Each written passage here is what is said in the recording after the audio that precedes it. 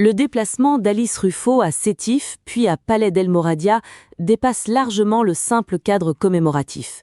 Il s'inscrit dans une tentative délicate de réouverture politique entre Algérie et France, après plusieurs mois d'une crise diplomatique profonde qui a fragilisé presque tous les canaux de coopération entre les deux États.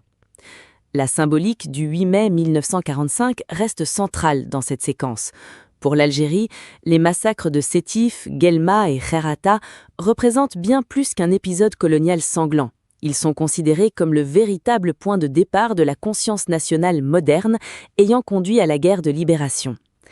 Le fait qu'une représentante officielle française dépose une gerbe sur la tombe de Saah al-Bouzid constitue donc un geste hautement symbolique, car pendant des décennies, les autorités françaises ont évité toute reconnaissance politique claire de cette tragédie. Cependant, Alger semble vouloir envoyer un message précis. Les gestes mémoriels sont importants, mais ils ne suffisent plus. Les déclarations du président Abdelmadjid Tebboune et du général Saïd Chanegria montrent que l'Algérie attend désormais des actes concrets et durables. Parmi les dossiers prioritaires figurent la coopération sécuritaire au Sahel, la question migratoire, les visas, les investissements économiques ainsi que la poursuite du travail sur la mémoire coloniale. La reprise annoncée de la commission mixte d'historiens algéro-française représente d'ailleurs un enjeu stratégique majeur. Cette commission, portée notamment par l'historien Benjamin Stora, vise à dépasser les affrontements politiques permanents autour de la mémoire coloniale.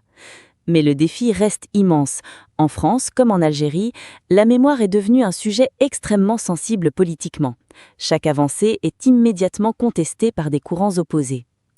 Du côté français, Emmanuel Macron semble chercher à sauver ce qui peut encore l'être avant la fin de son mandat. Depuis son arrivée au pouvoir, il a tenté plusieurs initiatives mémorielles inédites. Reconnaissance de l'assassinat d'Ali Boumendjel, hommage à Maurice Audin, ouverture partielle des archives ou encore reconnaissance de certaines responsabilités françaises pendant la guerre d'Algérie. Mais chacune de ces initiatives a provoqué une forte réaction de la droite et de l'extrême droite française. En réalité, la relation franco-algérienne est devenue un enjeu électoral majeur en France. Les questions liées à l'immigration, aux binationaux, à la mémoire coloniale ou à l'islam occupent désormais une place centrale dans le débat politique français. Pour certains partis, maintenir une relation tendue avec Alger permet d'alimenter un discours sécuritaire et identitaire rentable électoralement. C'est pourquoi chaque tentative de rapprochement déclenche presque automatiquement des critiques violentes contre l'exécutif français.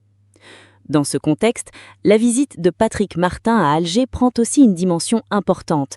Les milieux économiques français craignent de perdre progressivement leur influence sur le marché algérien au profit d'autres puissances, comme Italie, Turquie, Allemagne ou les États-Unis. L'Algérie est aujourd'hui un acteur énergétique majeur en Méditerranée, surtout depuis les bouleversements provoqués par la guerre en Ukraine et la recomposition des approvisionnements européens en gaz. L'aspect géopolitique est donc essentiel. Paris sait qu'une rupture durable avec Alger affaiblirait considérablement sa présence en Afrique du Nord et au Sahel. La coopération sécuritaire entre les deux pays reste stratégique, notamment dans la lutte contre le terrorisme, le trafic de drogue et les réseaux migratoires clandestins. Les tensions diplomatiques des dernières années avaient fortement réduit cette coordination. Le rôle de Ségolène Royal dans cette phase de rapprochement montre également que plusieurs canaux parallèles ont été activés pour éviter une rupture définitive. Diplomatie officielle, réseaux économiques, personnalités historiques et acteurs de la société civile participent tous à cette tentative de réchauffement progressif. Malgré cela, beaucoup d'observateurs restent prudents. Les crises entre Paris et Alger se répètent régulièrement depuis l'indépendance de l'Algérie en 1962. Les périodes d'apaisement alternent souvent avec des phases de tension brutales. La méfiance reste profonde des deux côtés. En Algérie, une partie de l'opinion considère que la France n'a jamais réellement accepté une égalité de relations. En France, certains responsables politiques continuent d'aborder l'Algérie principalement à travers le prisme migratoire ou sécuritaire. La phrase de Benjamin Stora résume parfaitement la situation. Un seul geste ne suffira pas. Pour transformer cette séquence diplomatique en véritable tournant historique, il faudra des décisions concrètes, durables et politiquement courageuses de part et d'autre. Sinon, cette tentative de dégel risque de rejoindre la longue liste des rapprochements avortés entre les deux pays.